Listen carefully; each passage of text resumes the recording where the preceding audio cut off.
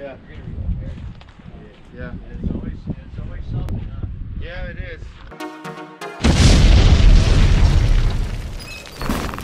7, 6, 5, 4, 3, 2, 1. You crazy mother. What is up, everybody? My name is Dane Thompson, and welcome to a very early edition of BurnDown. So, on today's episode, you might be wondering why I probably sound a little funny, why it's kind of dark out. That's because it is early, and I'm getting in my truck. We're going all the way out to the high desert, and we are finally picking up the Winniebego. It's been like 3-4 weeks since I bought that thing, and then holidays and all kinds of different things happened. But I finally, hopefully, scheduled a tow. The guy is supposed to meet me up there at like 7:30. It is a little after 6, about 6 o'clock right now. I gotta get gas and get up there, and I want to beat the guy there. That way I can meet him and all that fun stuff, make sure everything's ready to roll. Hopefully everything goes smooth. I'm gonna bring you guys along, so let's jump in and get out of here and get up there before the tow guy does. So, all right, we're fueling up for a road trip. I had to get some coffee because I can't do anything this early in the morning without a little bit of caffeine boost. But for those of you guys wondering, I did buy a 1972 Winniebego Indian. It is a 22-foot RV. In hopes to fix it up, we want to turbo LS swap that thing and drag it out to Holly LS Fest next year, as well as many more events. Pretty much all the events we get to do that are far enough away to justify having a motorhome. Obviously gas is going to be terrible in the thing, but if it's far enough away to where we'd have to have like a hotel or stay overnight, that's going to be what we're going to use. And then I'm just going to use it for events and use it to help promote BurnDown, and hopefully enjoy the thing with my family is really the case, because we might do other things other than car stuff with it depending on how we go. So I'm going to finish fueling up, we'll jump in the truck, we'll head on up there, and hopefully we beat the tow guy and then just get things situated. And I'm praying that he shows up because it's some Facebook deal. So I don't know the guy, I just set the thing up and he's supposed to be there half an hour after I arrive. So gas is done, let's get out of here.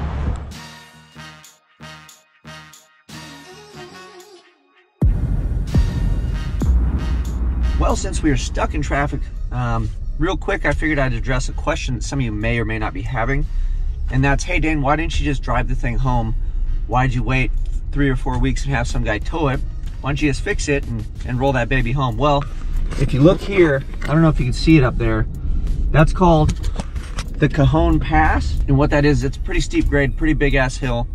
And that is the reason I didn't chance it. Say it was closer to me or I lived up there, I may try to get the thing kind of running and then just guerrilla drive it home with no registration or whatever. But all the brake lines and stuff are chewed. The guy has a dog. It's an old dog now. It was a puppy before. It got underneath the Winniebego and pretty much chewed anything it could chew up underneath there. Namely the brake lines, probably fuel lines, things like that. So fuel lines and stuff are easy enough to replace, but that thing has a weird brake system in it. And I didn't want to try to get it to where I thought it would be good enough and then start rolling down a big ass hill with it in an untested vehicle. I figured that would be a bad idea, especially for myself and for other people on the road in an untested, probably 10,000 pound Winniebego rolling down a hill with no brakes is a bad idea. So we're going to be safe. We will tow it, that way it'll make it home in one piece.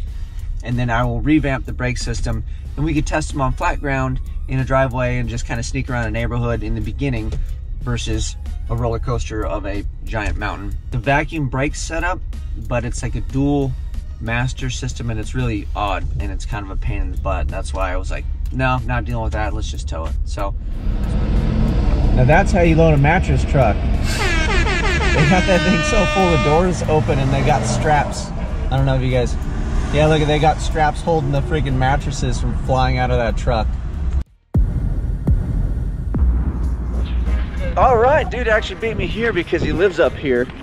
So we got the truck and trailer. We're gonna get the Winniebego loaded and then we will trek on home. That accident took forever.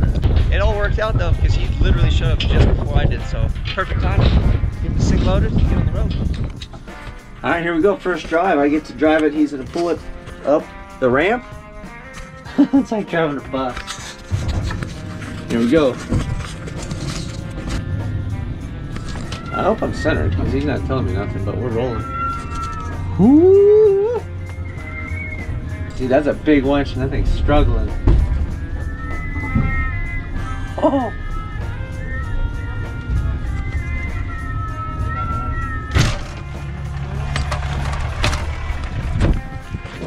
Here, right there. So we're gonna put a block right here to raise it. See, that's what I was talking Put a about. block on the... On the wheel, yeah, so it raises it up a little bit. Just so it doesn't hit Why this? not, or no? It's... Need it. Did he get it hung up there?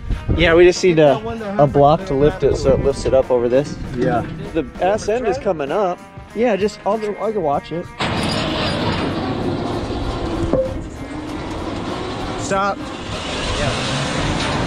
So you're good. It hits right here, where it hangs down the back. Yeah. But we got to back it up so if you want to get in there and steer it. All right. Andrew, you take that log off on the other side. Yeah.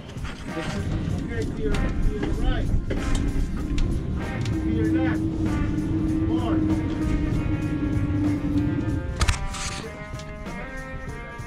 They were good. I don't know. A little stressful, not gonna lie. A little stressful. This one goes here.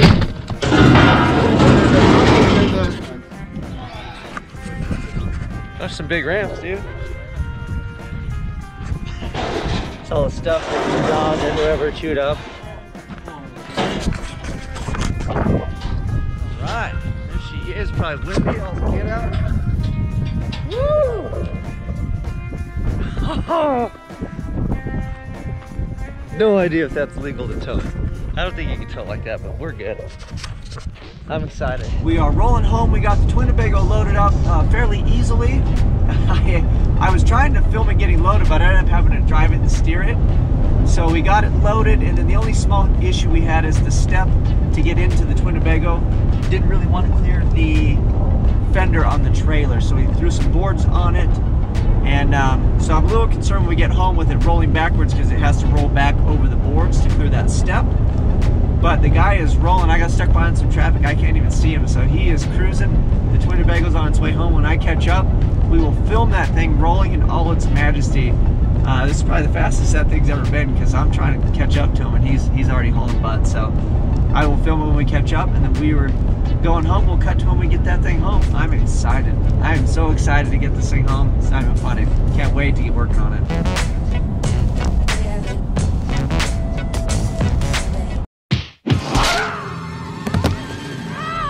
Hey, Wes.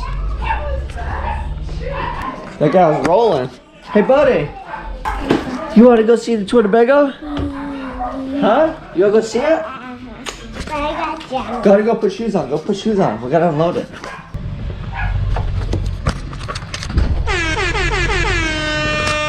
There she is. We made it home. We just gotta move the Magnum. Hopefully it moves.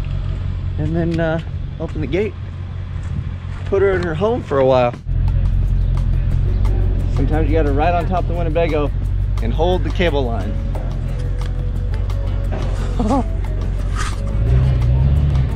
He's probably good, yeah? Yeah, we're good.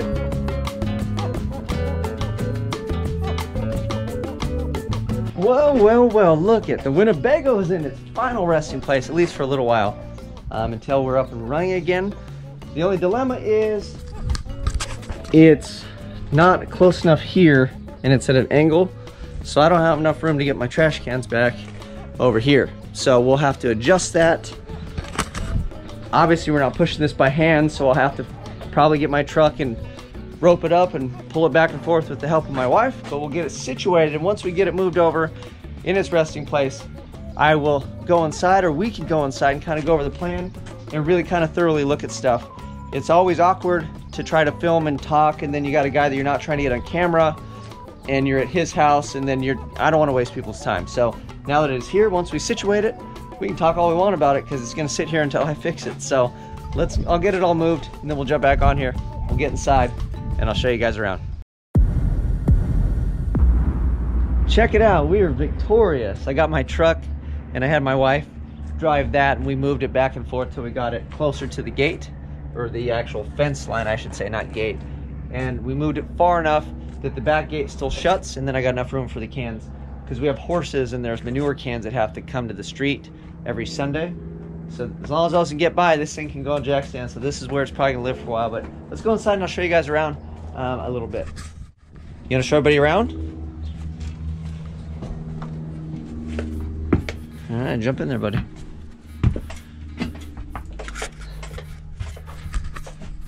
Welcome to the Winniebego. So this thing is actually in killer shape. This is a 1972 Indian 22-foot Winniebego. So it's funny because I was like, oh, that one's kind of long and I wanted the 18-foot, but now that I look at this, I think this is actually the perfect size because 18 is like real short. Even though it would really look really neat, this is probably much better for me and my family. So check it out.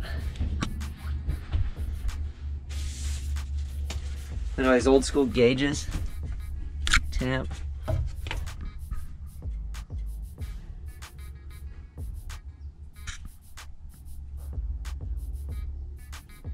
That shifter. Jensen for my tapes. Last the shag carpet where the engine is underneath. Yeah, buddy. Did you play with me with my car? We got the bed. So this thing rolls and folds out and it's a flat bed. Got all the curtains, all the privacy curtains. This little track goes all the way around. So you just take this guy and you drag it. When you're camping, we got the table. My son's already got his cars out here. You already got cars out? Yeah. All the overhead storage. I opened these guys up to get a little bit of air. 6, 7, 8, 9, 10. We got the 4-burner stove with the oven. Look at this thing. Look at how clean that is, dude. This is killer. All of these things, all this stuff is just awesome. Hey, Daddy. Yeah, buddy. Come play with me. Little fridge. Hey, Dad. And the sea. AC, gas, electric, off gas. What's in the fridge? No idea any of this stuff. What's in the fridge? Hold on, buddy. Got a little closet action. And everything was all PEX, all the water. So, like I said, the guy used it. Furnace is down there for the heat. Oh, you opened it. Let's see. Looks good. Huh. Yeah. So the mattress, I guess, was pretty roached out, but at least the boards are here. And then I think this thing folds up into like the couch sitting area. And obviously you have all these, the windows all slide out and open up and all that. But overhead storage. Oh, I got some CDs. CD. And then these things have magnets on them to hold them up. But maybe I get some neodymium magnets, then they'll really stay. Let's see what we got out here. Ooh. Then here is the restroom. It seems to be, aha. Let's say it seems to be locked. So this guy died, so I need to cover this ASAP and get one of these little vents. A little medicine cabinet, and then your shower head is right here, and you basically, there's the drain. So you kind of just stand here over the toilet and shower, but it is what it is. Little shower and shave and triple S at the same time, huh? Huh? Like?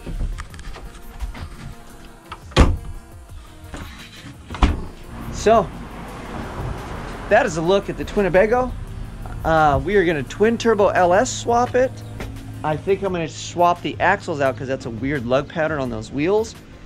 And then an overdrive 480 transmission, definitely to save on the gas mileage. But that is it. So that is a grand tour of that. If you like this thing, you want to follow along, you want to see if we actually pull it off, the goal is Cinco de Mayo next year, which is LS Fest 2020. Hopefully we're rolling that thing, pulling the Malibu, doing smoky burnouts, and having a good old time. You guys know what to do. You need to like, subscribe, share. You need to tell somebody. Tell the guy at the movies where you get your ticket stub when he's like, hey, here's your ticket stub. You go, hey, go watch BurnDown. You guys, that's it. I'm out.